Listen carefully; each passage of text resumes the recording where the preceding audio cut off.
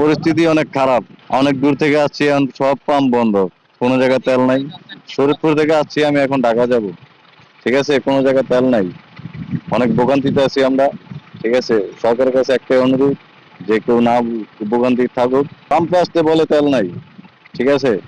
পাম্পে আসলে অনেকক্ষণ বসে থাকতে হয়, সিরিয়াল করতে হয়, আবার বলে নাই, আবার সাইনবোর্ড বন্ধ, সবকিছু বন্ধ করে রেখে দেয়।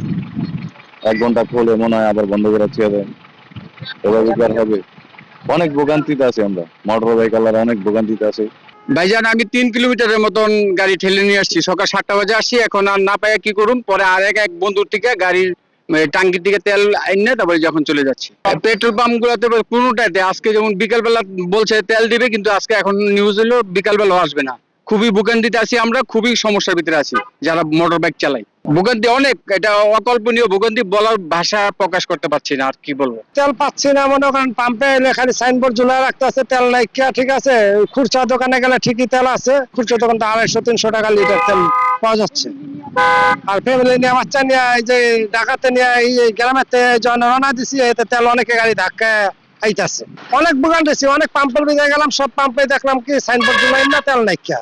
তো দোকানদাররা তেল কিভাবে পাচ্ছে? সরকারের পক্ষ থেকে বারবার আমাদের আশ্বস্ত করা হচ্ছে যে আমাদের প্রচুর পরিমাণ তেল রিজার্ভ আছে, বাট কিন্তু আমরা যখন তেলের পাম্পে যাই তখন তারা তেল কোনো রকম দেওয়ার পরে আবার তারা ক্লোজ করে দেয়, আবার দেয়, আবার ক্লোজ করে দেয়।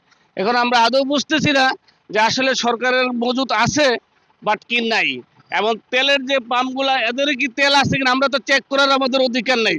চেক করব বাংলাদেশ সরকারের অথরাইজ যারা আছে তারা এটা চেক করে দেখবো যে আসলে পাম্পে তেল আছে কিনা, ডিপুতে তেল আছে কিনা, যারা এটা নিয়ে সংশ্লিষ্ট তো যারা আছেন। বাট আমরা তো এটা চেক করতে পারি না, কিন্তু তেলের পাম্পগুলো আমাদের তেল দেন, আমরা খুব হ্যারাসমেন্ট হচ্ছি।